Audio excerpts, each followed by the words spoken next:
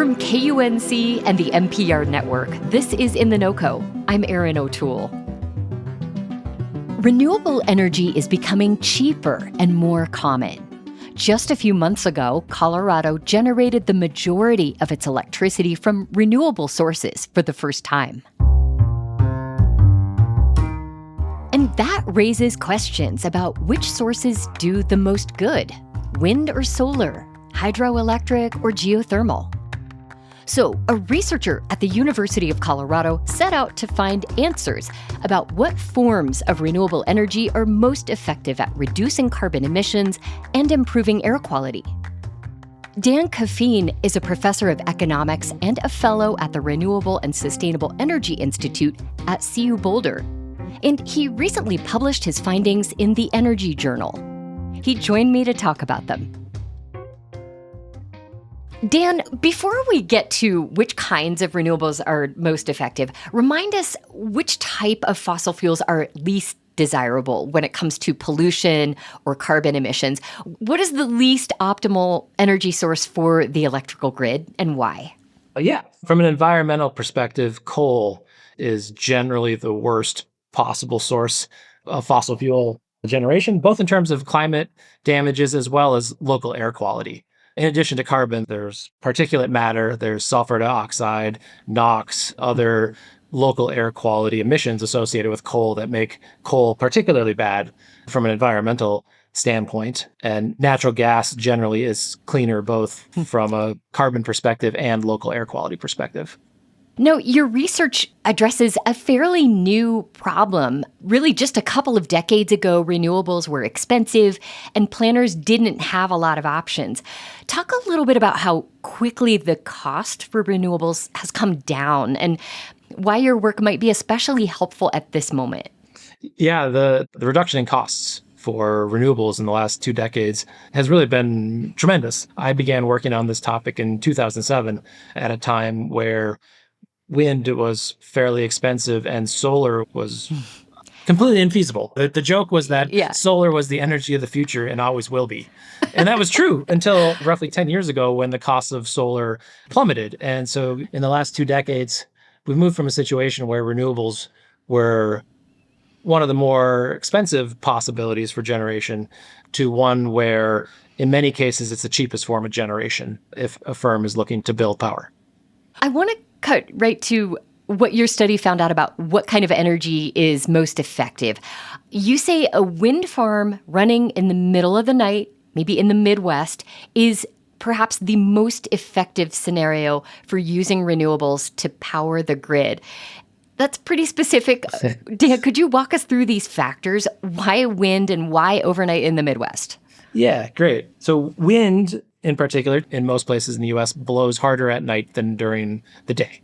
So we tend to get most of our wind production in the overnight. Not most, but we get more of it at overnight. And at the same time, because of the particular ways in which we operate the electricity grid, coal tends to be running overnight. And so it's hard to start up and turn down a coal-fired power plant. And so it tends to run over the middle of the night, whereas a gas generator, you can kind of turn on and off a lot more quickly. And so overnight, these coal plants are running along. And so when you have more wind generation, they can kind of dial back that coal. And as we established, coal is the dirtiest source of electricity. We still rely on coal in a lot of parts of the Midwest and also in parts in the Mid-Atlantic. Really, in a way, we're talking about what can displace or at least make coal-fired power less needed. Correct. If that makes sense. That's right. We think of it as what generator is displaced. What's the thing that didn't run that otherwise would have run? One takeaway from your research is that where you generate the energy matters. Colorado has built a lot of wind and solar farms in remote areas. Is that a good move based on your research? It's an interesting question. I have some additional research that looks in other parts of the country. And generally what we find is that where you build the renewable generator tends to be where you see the fossil fuel power plants be pushed offline. So when we build lots of wind in West Texas, we often offset generators in West Texas and not necessarily in Houston. I haven't studied Colorado specifically, and so I don't know for certain, but if that pattern continues, we would imagine that those rural renewables are more likely offsetting rural power plants. And so from a local air quality perspective, we might generate greater environmental benefits if we were offsetting power plants in more urban areas where there's greater population. To that point, land for wind and solar farms is more expensive, typically, in and around cities. What's your recommendation for addressing that? Yeah, certainly from the perspective of a private renewable energy developer, they're going to take those land costs into account. That's going to make those urban areas look less appealing, and they're not necessarily going to think about the emissions benefits per se. Right? They don't personally see as a company the fact that they might improve air quality in Colorado Springs, for example, as opposed to somewhere on the eastern plains with a lower population. They don't internalize that when they make their choice.